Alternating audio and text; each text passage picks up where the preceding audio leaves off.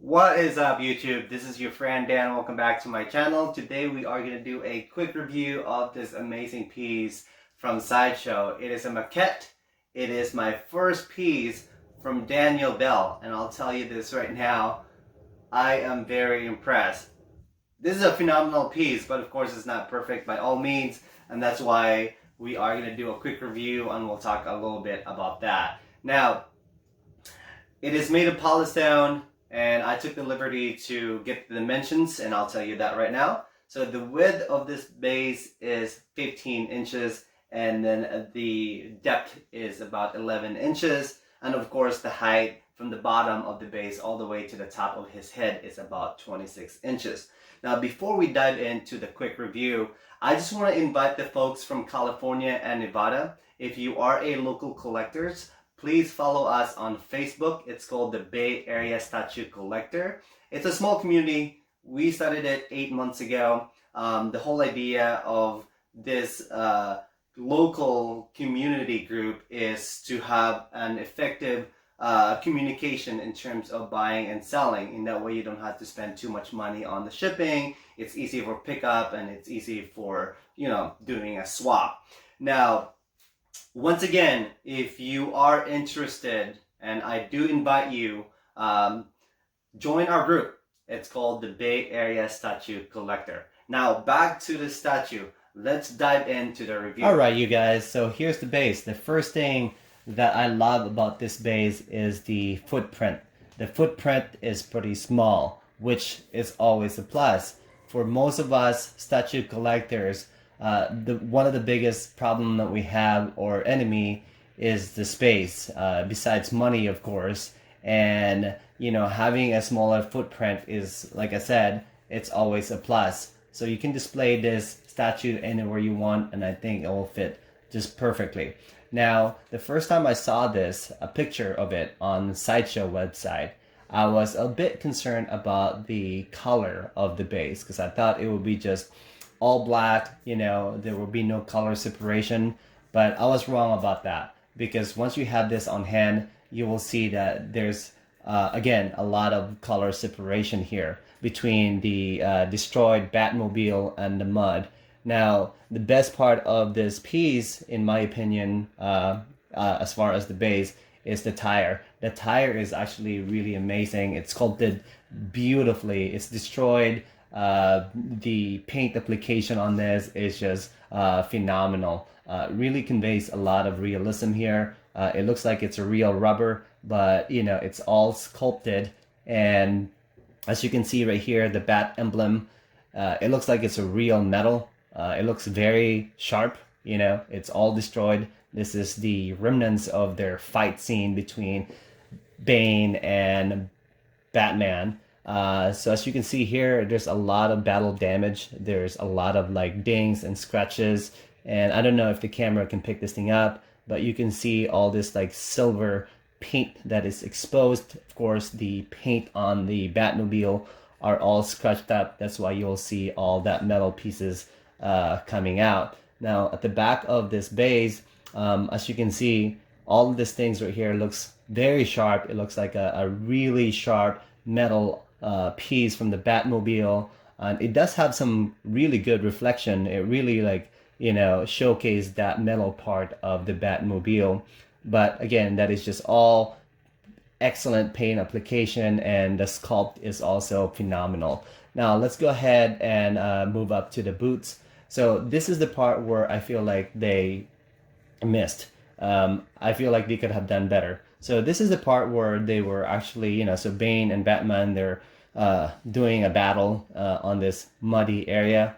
I wish they could have added more mud to his boot, and that is just me. I feel like if there's more mud to his boot, it would have been a good addition to the, practicality of this diorama. Now, also one thing that I noticed, that the tongue of the boot is painted the same color as the matte leather right here, except that there's some sort of dust mixed to it. So it has that somewhat separation of the color, but to me it looks pretty dull. I wish they could have add like a different color, maybe like a grayish, something lighter to make that thing pop a little bit. But other than that, I think it still is really great. So on the leather part of this boot, there's a lot of creases and there's also some folds there. So that is really amazing. Now let's go ahead and move up to the outfit.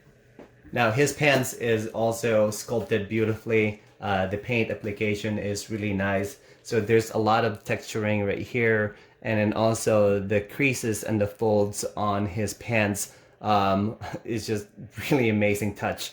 The only thing, again, this is something that this is just my opinion, and I wish they could have done better. I just like blood, gory in that sense. So you can see that there are some scrapes on his knee, but it looks like it's all dried up already.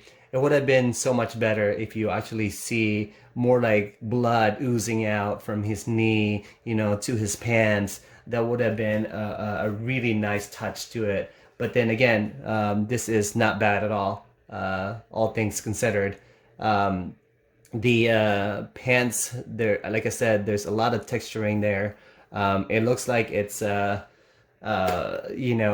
jeans, some sort of, but yeah, so it's not just like a plain matte, color pants, but like I said, it's pretty textured, which is really great.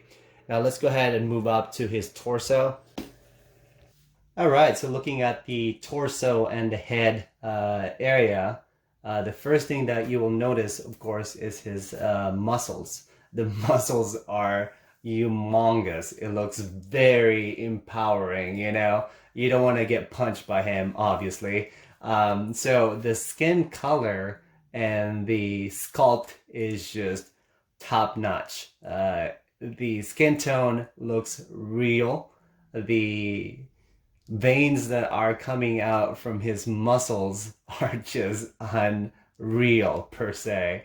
But man, it looks really, really awesome. I think the sculpt is just perfect. So the bruise right here, the bruises on his elbows are painted over. I wish they could have sculpted that, dipped to it, put some dip texturing to that, and put some more blood. Once again, I'm into like gory stuff, so I mean, it kind of like adds up more realistic to it, right? I mean, if you have this much bruise on your elbows, especially fighting Batman, expect that there's going to be a lot of cuts. But I don't see the cuts here. It's just bruises and some scrapes. And like I said, it's painted over, but it still is really nice to look at. It still looks amazing.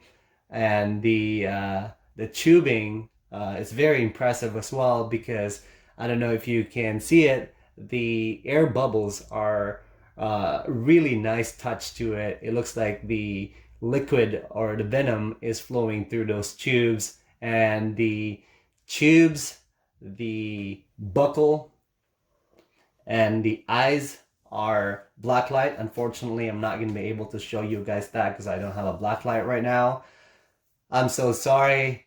Maybe next time I'll probably post some pictures. And the canister that he has right here on the back is also well sculpted. I wish that they could added a little bit of weathering to that. It just painted beautifully. It's perfect, but there's no, weathering to it. But that's okay. You're not going to be able to see that anyway, because, he's going to be facing forward when you display this piece. And the head sculpt, this is the exclusive portrait. It's very classic. You have that wide eyes, and it just looked really menacing, I like the weathering on the mask. It really conveys a lot of like realism. It looks like it's a real leather, and I believe the area right here, it looks like canvas, and it looks like it's a real canvas. Man, it looks really wonderful to look at. And the bruises on his knuckles as well, it's pretty bloody. It could be bloodier, once again. Honestly, overall, I think this is worth the pickup. And if you do buy it, I would highly recommend buying the exclusive. You will be really impressed with the head sculpt on the exclusive portrait. Yeah, so that's pretty much all I got for this review. Once again, if you are from California and or Nevada, join our Facebook group. It's called Bay Area Statue Collector.